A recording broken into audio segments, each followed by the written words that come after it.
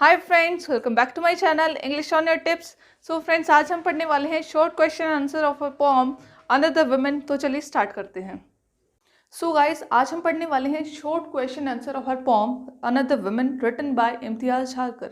सो guys, सबसे पहले हमें ये पता होना चाहिए कि शॉर्ट क्वेश्चन आंसर की हमें वर्ड लिमिट कितनी लिखनी चाहिए। So it would B 30 to 40 words, right. First question देखते हैं। How does the poem bring out the fact that the woman is poor. हमें कैसे पता चलता है पोएम पढ़ने से कि जो वुमन थी, जो महिला थी, वो पुअर थी।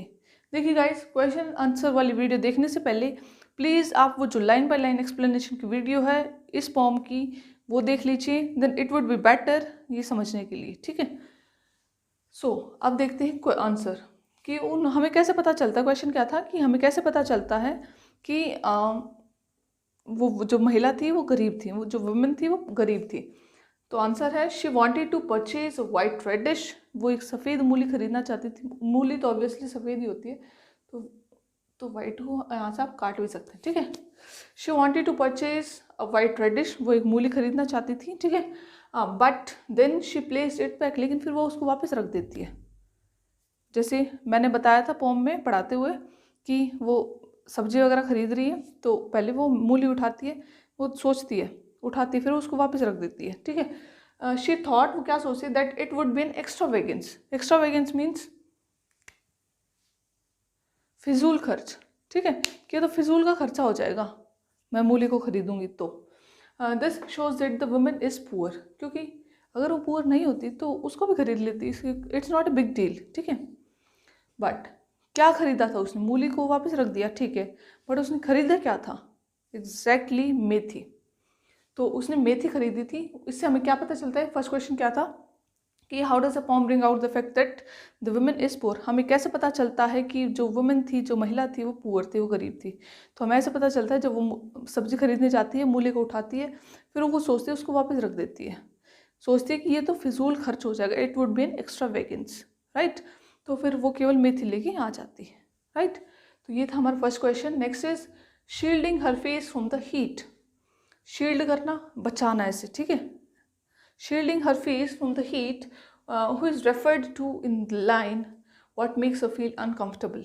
किसको रेफर किया गया? Shielding her face from the heat, who would be her here, यहाँ पे हर औरत, that another woman in this line a poor housewife. या तो हम ही कह सकते हैं पुअर हाउसवाइफ, या फिर अनदर वुमन, कुछ भी लिख सकते हो आप लोग। In this line a poor housewife या फिर another woman is referred to, यहाँ पे रेफर की गई है, ठीक है। She is ill treated by her in laws. उसके साथ बुरा व्यवहार किया जाता था, किसके द्वारा? उसके इन लॉज से, उनके द्वारा, ठीक है।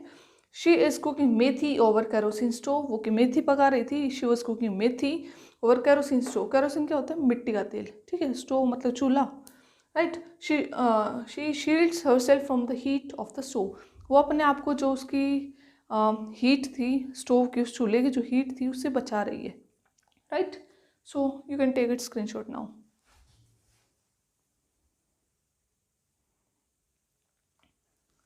Done. So now, next question, third.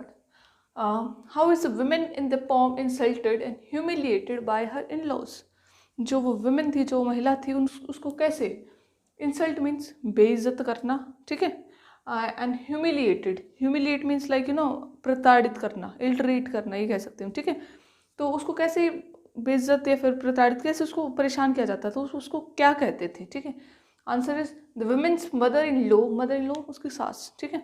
The women's mother in law curses her parents for sending her out to darken their lives. वो कहते थे कि अरे तेरे माँ बाप ने हमारे घर में तुझे, हमारा क्या कहते हैं, तेरे माँ बाप ने हमारे घर में, हमारे घर का मुंह काला करने के लिए तुझे भेज दिया, इस तरीके से, ठीक है। वो कहती थी। The women's mother in law, जो महिला की जो सास थी, वो क्या कहती?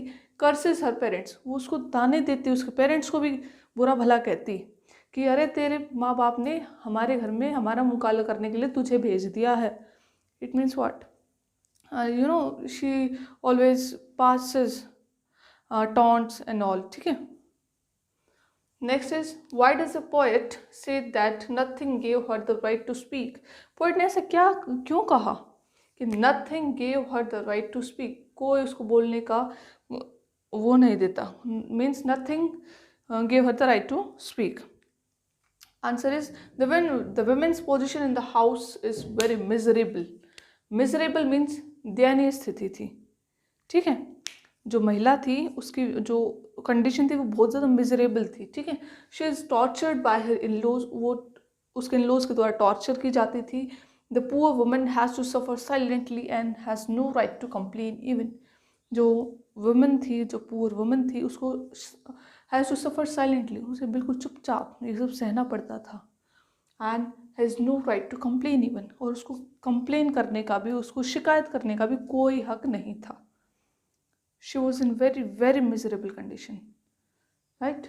Next is, why do you think the woman in the poem is unable to find a space for her own? तुम्हें ऐसा क्यों लगता है? It means ये रीडर से हमसे क्वेश्चन पूछा गया है कि हमें ऐसा क्यों लगता है कि जो वो वुमेन थी जो वुमेन थी वो अपने लिए भी जैसे अपना स्पेस नहीं ढूंढ पाई अपने घर में. ऐसा क्यों? Why was it so? This was because means ये सब क्या क्यों था? The woman in the poem is unable to find a space for her own because she is a poor woman. वो एक poor woman थी. She has to depend on her in-laws. उसको अपने जो in-laws के ऊपर depend रहना पड़ता था. She is just another woman living in the same state or same state as other women in the society are living in. वो भी एक another woman थी, जैसा कि बाकी women हमारी सोसाइटी में जी रही हैं, वो भी उन्हीं के जैसे थी. She also has to suffer as same as other women living in our society. Right, देखिए गाइस, यहाँ पे थोड़ा सा ध्यान दीजिए, थोड़ा सा एक्स्ट्रा बता रही हूँ. She is just another women, वो एक दूसरी महिला थी. सो इट मीन्स व्हाट, यहाँ पे हम किसी एक महिला की बात कर रहे हैं, तो यहाँ पे वुमन. ठीक है, WOMAN. She is just another woman living, another woman एक, तो फिर यहाँ पे एक, तो WOMAN, ए यूज़ किया हमने. Living in the same state as other women in the society are living, जैसे बाकी महिलाएं रह रही हैं, तो यहाँ पे महिलाएं आया, तो हियर इट इज़ वुमेन. ठीक है, यहाँ पे मैंने की बात की है. ठीक है, तो फिर हम यहाँ पे क्या करेंगे? WOMEN. राइट, सो ले लीजिए स्क्रीनशॉट, और अगर आपको कोई भी डाउट रहता है तो आप मेरे से कमेंट सेक्शन में पूछ सकते हैं. एंड आप मुझे बता दीजिए कि नेक्स्ट वीडियो आपको किस पे चाहिए. राइट, ले लीजिए.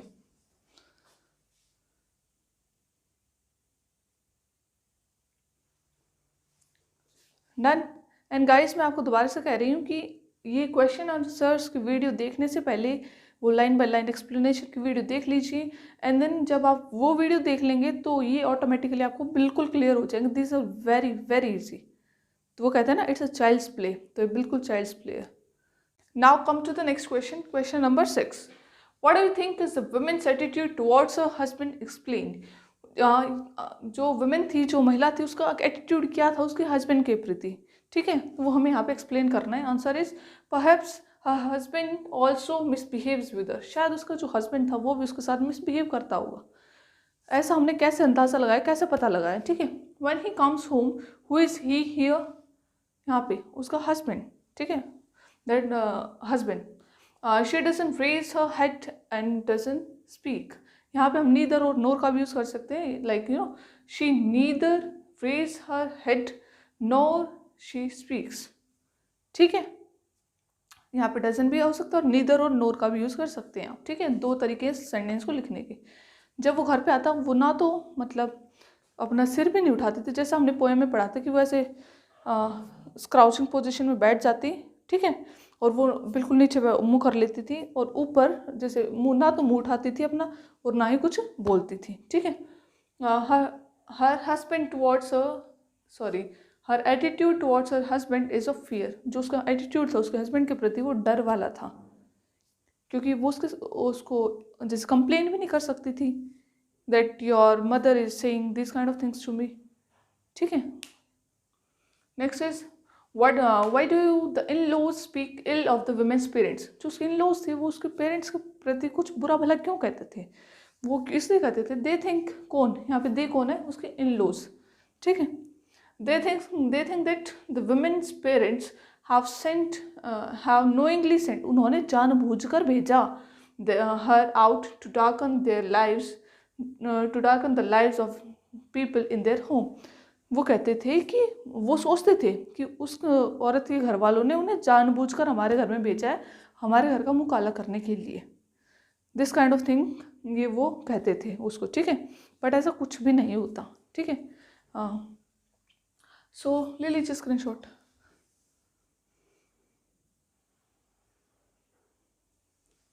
डन। सो गाइस, अब होती है हमारी video complete. So if you have any doubt तो आप मेरे से कमेंट सेक्शन में पूछ सकते हैं। And if you find this video helpful then please hit the like button and don't forget to subscribe my channel. मेरे चैनल को सब्सक्राइब कीजिए और बेल आइकन को भी प्रेस कीजिए। Thank you so much for watching.